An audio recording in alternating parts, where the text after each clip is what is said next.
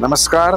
आज भारतीय जनता पक्षाच्या स्थापना दिनानिमित्तानं सर्व भारतीय जनता पक्षाच्या कार्यकर्त्यांना, भारतीय जनता पक्षाच्या सर्व पदाधिकाऱ्यांना मी नतमस्तक होऊन त्यांना शुभेच्छा व्यक्त करतो की ज्या पद्धतीनं भारतीय जनता पक्षानं गेल्या 44 वर्षामध्ये या देशात नाही तर जगामध्ये पक्षाची कशा प्रकारे धारणा, सेवा, लोकांच्या प्रती असलेली एक आनंद, प्रेम, जिव्हाळा निर्माण केलेला आहे। भारतातलाच नाही तर जगातला सर्वात मोठा पक्ष म्हणून भारतीय जनता पक्ष आज उदयास आलेला आहे। मी सर्व आमच्या नेते लोकांना नतमस्तक होतो।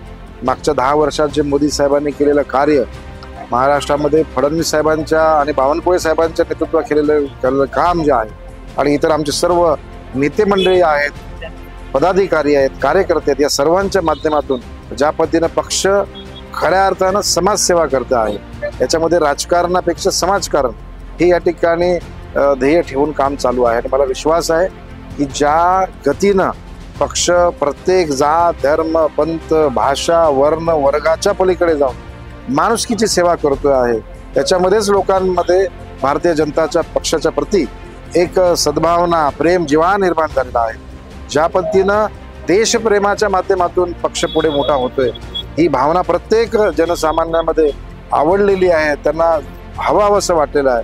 आणि म्हणून मला विश्वास आहे की आजचा हा स्थापना दिवस येणाऱ्या काळामध्ये जी काही देशाच्या या जो सर्वात मोठा निवडणुकीचं जागरण आहे त्याच्यामध्ये मोठा सहभाग होईल आणि पुन्हा अब की बार 400 पार, एक बार फिर मोदी सरकार ही घोषणा देऊन आपण पुन्हा पुढे चलूया।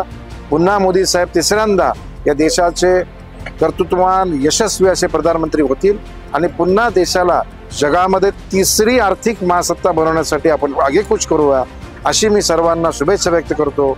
आणि पुन्हा सर्व त्या काळामधल्या प्रत्येक नेत्याला आम्ही नमन करतो, त्यांना धन्यवाद करतो। भारत माता की जय।